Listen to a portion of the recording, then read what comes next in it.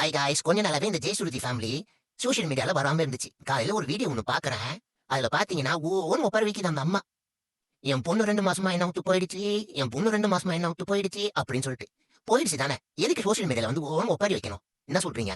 அந்த வீடியோவை நான் அட்டாச் பண்றேன் பாருங்க.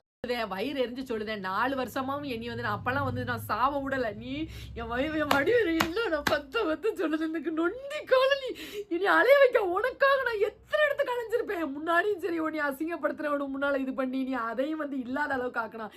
இப்பவும் நம்மளை எதிர்த்து நம்மளை வாழவே கூடாதுன்னு நம்மளை சுத்தி இருக்கிறவங்க நம்மள நினைச்சவங்க நம்ம வீட்டை கூட நம்ம படியை கூட பொறாமையில இடிச்சு போட்ட நாய்கள் எத்தனை பேர் இருக்காங்க அவருக்கு தெரியும்.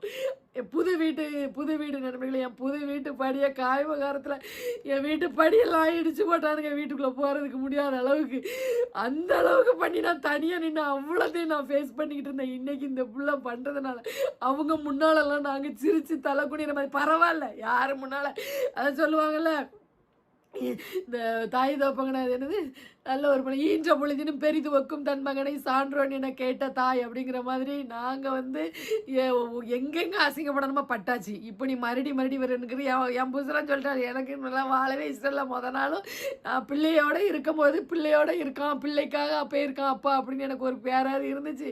இப்போ நீ இப்படி இருந்து எல்லா இடத்துலையும் நீ இருந்து நீ கொடுத்த செல்லம் தானே, அந்த பொண்டாட்டிக்கு நீ பண்ண துரோகம் தானே, அவளை வச்சுட்டு அவளை என்ன நீங்கள் பார்த்துருப்பீங்களே, என்னெல்லாம் இல்லாமல் என்னை அடிச்சு என்னை ரத்த கலனியாக்கி என்னடிலாம் இனி விட்டாரு. இருந்தாலும் என் புருஷன் என் பிள்ளைன்னு தேடி தானே நான் 4 வருஷம் இங்கே இதுவுமே உங்களுக்கு சோசியல் மீடியா தீர்வு இல்லை, சோசியல் மீடியா தீர்வு இல்லாமல் தெரியும் எங்களுக்கு வேறு யார் இருக்கா சோசியல் மீடியா தீர்வு இல்லை அப்படின்னு சொன்னால் அவன் பாட்டுக்கு சைலண்டாக இருந்து கமுக்கமாக இருந்து ஒன்றொன்னையாக கொடுத்துட்டு நாங்கள் தப்பு இல்லைன்னு போய் நிரூபித்தாலுமே அலைய தெம்பு வேணுமில்ல. ஆல்ரெடி பித்த போய் இது ரிமூவ் பண்ணியிருக்கு, தைராய்டு, சுகரு, அரை மணி நேரத்துக்கு ஒரு நேரம் யூரின் போகிற மாதிரி பிரச்சனை, கால் வீக்கம், ஹேண்டிகேப்டு மாற்றம் இவ்வளோக்குள்ளே இருந்துக்கிட்டு இருக்கு. நான் எப்படி தான் எத்தனை இதுக்கு நான் அலைஞ்சு இது பண்ணேன்.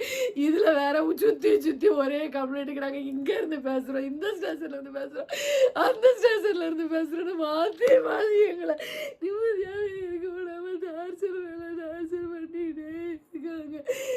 கூடுமான எங்களுக்கு ஒரு நிம்மதி கிடைக்க சொல்லுங்க.